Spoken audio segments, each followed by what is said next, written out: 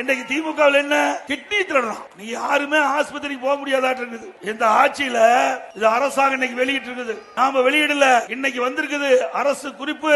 இன்னைக்கு நாமக்கல் மாவட்டத்தில் கிட்னி திருடி இருக்காங்க. அந்த திருட்டு கும்பலை பிடிப்பதற்கு அரசாங்கமே ஒரு IAS அதிகாரி, மருத்துவத்துறை சேர்ந்த அதிகாரி நியமிக்கப்பட்டு அவர்கள் போய் சோதனை நடத்துறாங்க.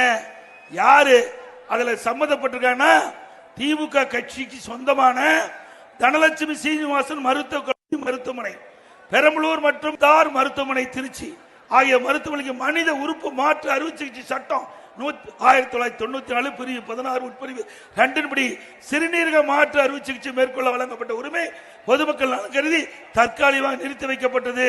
மருத்துவ மற்றும் ஊரக நலப்பணி இயக்குநர் அவர்களால் ஆணை வழங்கப்பட்டு அந்த மருத்துவமனை யாருக்கு சொந்தம்னா மணச்சநல்லூர் திமுக MLA கதிரவன் அவருடைய மருத்துவமனைங்க.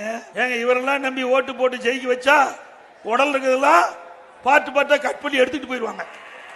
திமுக அரசாங்கம் கொடுக்கப்பட்ட அறிக்கை நாம சொல்லல. இப்படிப்பட்ட ஆட்சி தேவையா?